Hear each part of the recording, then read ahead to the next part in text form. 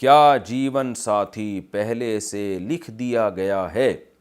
ایک حدیث کا مفہوم ہے کہ اللہ تعالیٰ نے اللہ تعالیٰ انسان کی 5 چیزیں لکھ کر فارغ ہو چکے ہیں، تو وہ جو چیزیں ہیں وہ تو ہو کر ہی رہیں گی۔ ہمارا جو نکاح ہوتا ہے کیا وہ بھی ہمارے مقدر میں لکھا ہوا ہوتا ہے یا اسے ہم ڈھونڈتے ہیں یا خود ڈھونڈتے ہیں۔ محمد شعیب انڈیا سے۔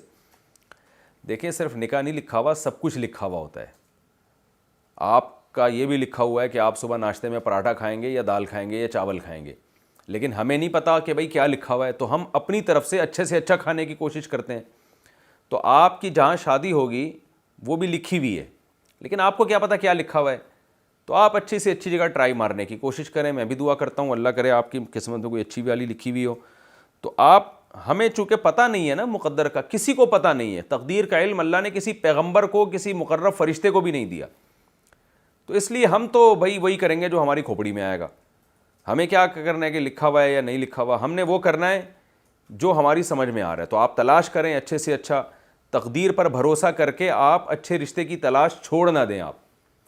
ہاں آپ نے پوری کوشش کی اور پھر آپ کو کوئی رشتہ مل گیا تو چھوٹے چھوٹے فالٹ نکال کے اس سے جان چھڑانے کی کوشش نہ کریں، پھر یہ سوچ کے صبر کریں کہ بھائی میری تقدیر میں یہی لکھی ہوئی تھی۔ تو جب تک کوئی بڑی خرابی نہیں ہو آپ نے اس کو چھوڑنا نہیں ہے۔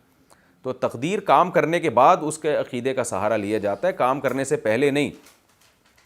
جیسے آپ نے روزی تلاش کرنے کی کوشش کر لی، اب آپ کوشش نہیں کر رہے اور پہلے سے کہہ رہے ہیں یار تقدیر میں روزی لکھی ہوگی تو مل جائے گی، نہیں لکھی ہوگی تو نہیں ملے گی، اب ہاتھ پہ ہاتھ رکھ کے بیٹھے ہوئے آپ، تو اس طرح تو کچھ بھی نہیں ہوگا، تو تقدیر میں یہی لکھا ہوگا یا پاہج ہی مر جائے گا یہ۔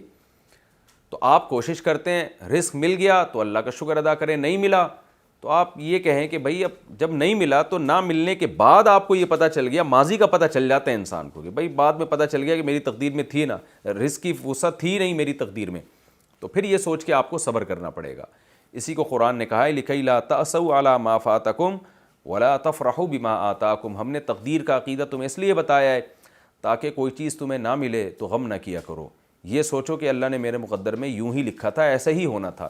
اور کوئی چیز مل جائے تو اترایا نہ کرو، شیخیاں نہ بھگارنا شروع کر دیا کرو، بلکہ یہ بولو کہ اللہ نے چونکہ لکھی ہوئی تھی تو اللہ کی دین کی وجہ سے مجھے یہ چیز ملی ہے۔ تو اس لیے تقدیر کا عقیدہ ہمیں بتایا ہے، شریعت نے اس لیے نہیں بتایا کہ ہم ہاتھ پہ ہاتھ رکھ کے بیٹھ جائیں۔